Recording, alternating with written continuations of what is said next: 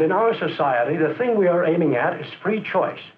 The freedom to choose the job we want, the people we want to vote for, the things we want to buy, and always to have many things to choose from.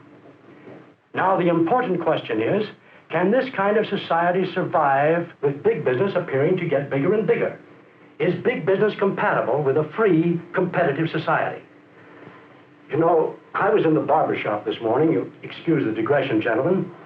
But I think you'll be interested in knowing that this very subject was the only thing they talked about. Competition. Ha! That's a laugh. As if everyone don't know there's no such thing as competition anymore in this country. Take Charlie Bates. You know him, Tom. Sure, the guy who owns a grocery store. The guy who used to own the grocery store, till they ran him out of business. Who's they? Well, this big chain store moved into the same block he was on. Bingo, that was the end of Charlie's store. What's he doing now? Well, he's got a little roadside restaurant next to a truck stop. All the drivers pull in there. Seems to me he's found something he can do better at. And what about this guy in my neighborhood? He's doing okay. And there are 2 chain stores in his block. I know that store, Tom. The women really like that place. Sure, he gives them free delivery, stays open on Sundays, lets them have a charge account, and stocks any brands his customers call for. That fella is selling extra service, and that's why he's still in business. Of course, he gets a little more on most items. Sure, but all that extra service is worth it. That's what my wife says. Why, she can order by telephone anytime she wants to. She doesn't have to leave the kids to go shopping. Well, maybe, but all the same, I don't understand what's going on in this country. Seems to me the big fellas are slowly choking off the little guys. They're swallowing up the wealth, the power. And if you ask me, doing away with free enterprise, too. I don't know about that, boys. I just don't know. Me, I'm not even sure I know what a big business is, let alone what it's doing to competition in this country. So, in this study, the first question we asked was, just how does big business fit into our competitive economy? For ours is a competitive economy in which everyone is trying to increase his real income. To see how big business fits in, we've set up a sort of a scale which describes the main facts of our economic structure. At one end of the scale, we find enterprises owned and operated by the government.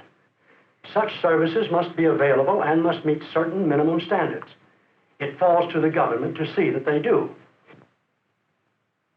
Closely related to the government-operated enterprises are those the government has come to regulate, chiefly railways and such public utilities as gas and electric companies, and communications like the telegraph and telephone companies.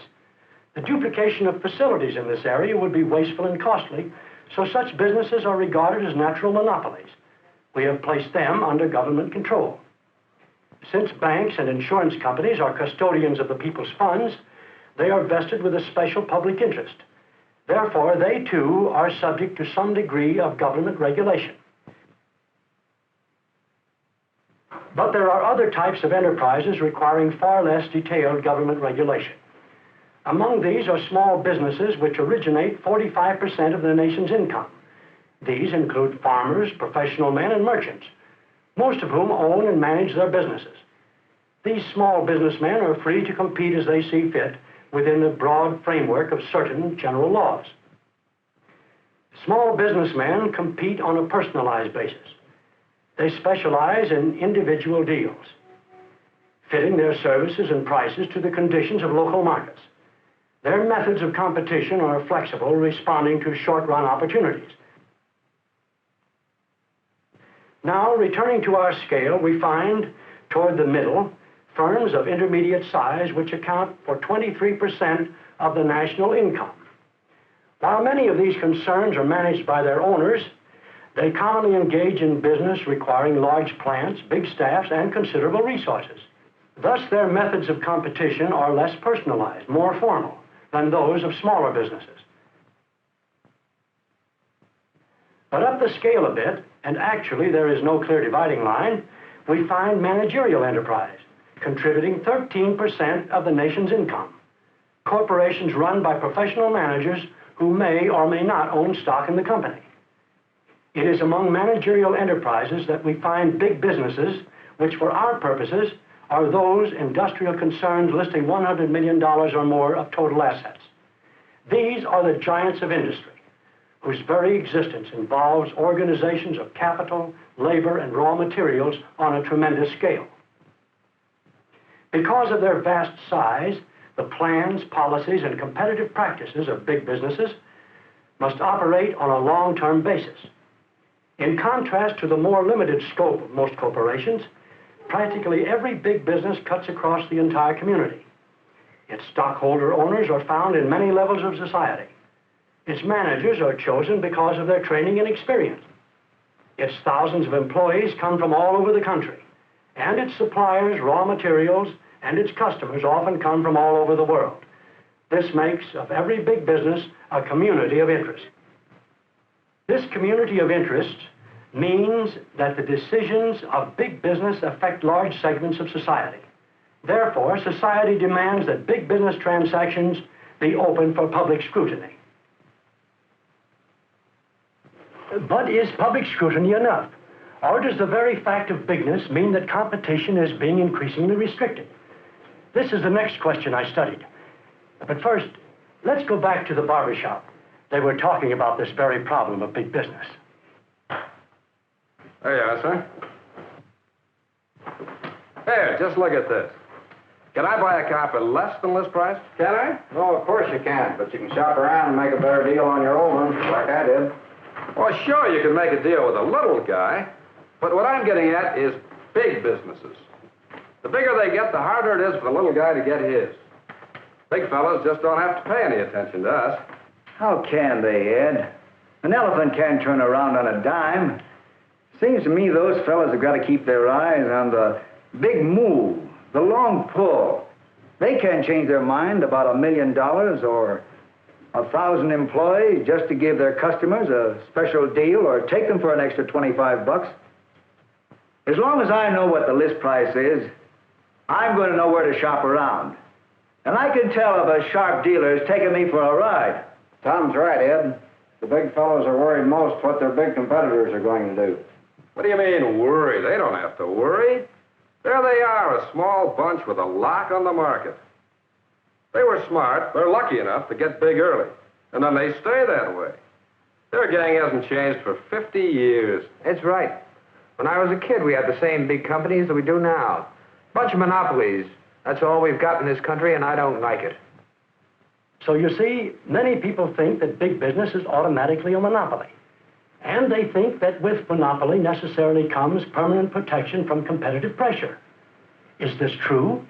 Is any big industrial concern with assets of hundreds of millions of dollars automatically a monopoly? One way to answer this question is to determine how complete and permanent is the hold of a big business on the market. To do this, let's take a look at the 100 largest businesses and see what has happened in their ranks over the past 40 years. The shipbuilding, leather, and coal mining industries were all represented in 1909. Today, they are no longer among the top 100. All told, only 36 companies who were among the 100 largest in 1909 are still there. But what about those who stayed? In 1909, one steel company controlled more than 2/3 of the assets of the entire steel industry. Today, this company meets strong competition from other steel companies, and with the rest of the industry, it faces the competitive pressure of lighter metals and of alloys produced by the chemical industries. Petroleum is today the biggest of the industrial groups, and it was among the biggest in 1909. But then there was essentially one mammoth trust that owned more than 3/4 of the petroleum industry. Today, the total assets of that industry are divided among many companies, companies which compete among each other vigorously and intensively. Many of these newer companies are now larger than the original trust. In transportation, producers of railroad equipment led the field in 1909, but have given ground before the competitive challenge of automobiles, trucks, and airplanes. And within the railroad industry itself, the steam locomotive is giving rapid development of the diesel. Why have some big businesses disappeared from view while others have grown? No business, after all, would willingly allow itself to be pushed out of the lead. Now, what are the forces within industry itself which brings about such changes? Now, wait a minute, Roger. I don't believe we've given enough weight to the influence of government in this field. You were just talking about the petroleum industry. It took the Supreme Court to break up that combine in 1911. Yes, of course. We do point out that we can take antitrust action when necessary. If a business reaches the point where it poses a lasting threat to competition, despite the forces of competition, we must resort to other means. We can leave it as a monopoly in private hands, but subject it to close government regulation. Or we can attack those practices which threaten competition, and by enjoining them, try to reestablish competition. As a last resort, when no other way appears to restore competition, the courts may order the business divided up into units that can revive a competitive market. But in most cases, much more powerful forces are at work, forces found within the framework of big business itself. Our history shows that most monopolies, if not taken over by the government, topple ultimately because of their own weaknesses. A giant of $100 million toppling because of its own weaknesses? It sounds a little far-fetched, Roger. What can we give as supporting evidence? Well, we do give this example. More than 50 years ago, a certain group set out to secure a monopoly on asphalt. At the time, the best asphalt came almost exclusively from Trinidad and Venezuela. This group managed, by financial manipulations, to secure an almost complete monopoly on the world's supply of asphalt and control over 80% of the paving business in the United States. But suddenly, the petroleum industry in the United States discovered how to produce good asphalt from California petroleum. This new product could be laid down on the eastern seaboard as cheaply as the Trinidad output. And so the big competitive advantage of natural asphalt disappeared. And this huge company, left high and dry with millions of dollars invested, toppled over and went into receivership in 3 years. Many times, industrial giants have lost ground because they sought bigness without regard to efficiency, thinking they could maintain a dominant position by bigness alone. But bigness is not enough. Competitive success demands efficiency. In the search for efficiency, big business has to face many problems, one of which is the matter of its relations with its suppliers. Take a company producing refrigerators. It manufactures its own refrigerator walls, its own shelves, the metal for the ice trays, and a number of other important parts. But what about rubber insulation, compressor valves, chromium handles, plastic vegetable trays? And what about brick, glass, copper wire, railroad cars, paper boxes, and the host of things large and small required to maintain a big plant? Inevitably, some of these vital supplies must be procured by a big business from a number of small businesses, which can produce them more efficiently and more cheaply than the big business itself. Suppliers are an essential item in every big business, and in dealing with suppliers, big business is compelled to compete. I found a good example of that when I was interviewing John Harmon, vice president in charge of purchasing of a large industrial concern. Harmon was trying to negotiate a new agreement with one of his smaller suppliers. Harrison, take a look at this. So you have a casting on the gear we're making for you. Yes, one of our other suppliers has been working on it. Our tests indicate that it'll be all right in our assembly. Maybe so, if you don't need close tolerances. It'll cost us a lot less than the machine gear, of course. We've had some big cost increases lately, and we're looking for every way to cut costs up and down the line. So we're thinking of switching our order to him. But before we do so, we want to know whether you can meet this competition. We're a precision machining organization, Mr. Harmon. We're not set up for casting. Well, I'm sorry. We've been doing business together for a long time. But as things stand, we'll have to make a deal for the cast gears. I'm sorry, too. We've worked out a pretty smooth team operation through the years. I'm sure you know it's worth a lot to have our stuff delivered right where you want it and with just the right finish. That's right, Harrison. But our competition is pushing us, and we've got to keep our costs down. Well, I guess I'll have to drum up some new business with people who have to have precision machining.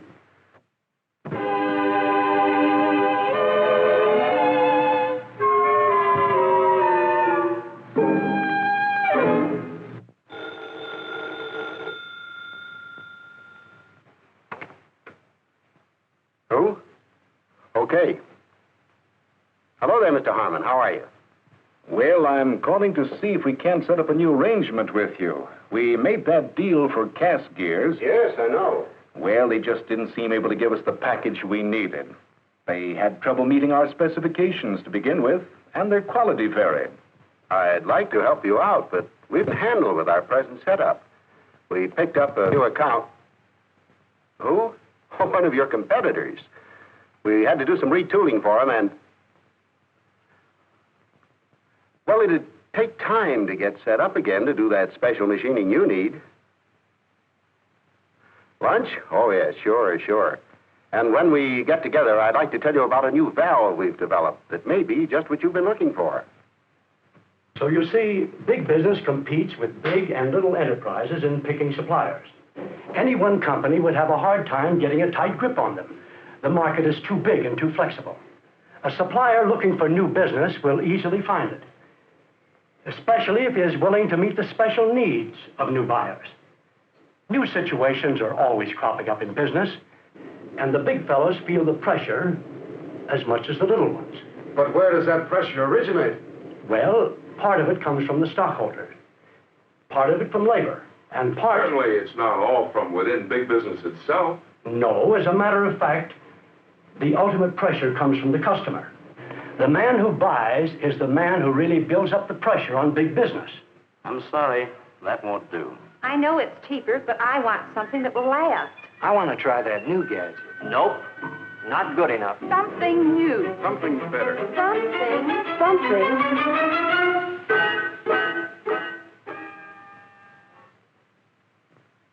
Here's the nub of the problem. Our sales in the textile field are way off for the last 2 quarters. Our other lines are holding up all right. But what can we do to get our fabrics moving again? Well, we're trying everything we know. Our sales and promotion staffs are beating the bushes for new customers. We're trying out every new application we can think of. Draperies, curtains, upholstery. What about automobile seat covers? We've thought of that, too. What's more, we've asked our main outlets to tell us what we can do to move our stock. But every time the answer seems to be that this new synthetic fiber beats us out. It's just as washable, moth-proof, fireproof, and long-wearing as ours. But now that they've found out how to make their fiber take brilliant dyes, we've lost our edge. Well, Dr. Barton, I guess we'll have to turn to you again. Your research and development department has done a swell job as our sales insurance staff for the last few years. But we're up against a tough one this time. Now, this new fiber puts us way behind. Can your boys come up with a better one and get us back into the running again? How much will you need to get started? Well, we'll need an initial appropriation of $300,000, and we'll try to recruit some special staff.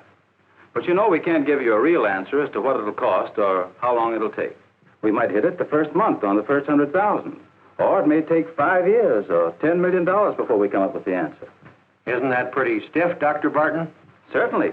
But if you want research results, you have to be willing and able to go that high. We might never find the answer. But along the way, we might come onto something we aren't even looking for that will give the company a chance to pioneer a whole new field. Yet don't forget, there are other research staffs working in this same area. My men down in the labs have no monopoly on ideas. Somebody else eager to improve his own economic position is always waiting for a chance to wedge a new product, a substitution, or a new way of doing things into the market. But every innovation, every new invention forces them to develop still other inventions and generates a series of new developments that result in renewed competition all along the line and in more abundant choices for us all. For it is abundant choice that is one of the most important goals of a free people. And our experience indicates that freedom in the market fosters freedom throughout society. Freedom of the market, freedom to enter into most lines of business. Freedom of movement from job to job. Freedom to create and invent new and better ways of providing for our needs. This is the competitive process and helps distinguish democracy from dictatorship. As long as big business, or any business, is operated in ways that promote competition, it is performing its true function, adding to the store of goods and services that make life freer and richer for us all.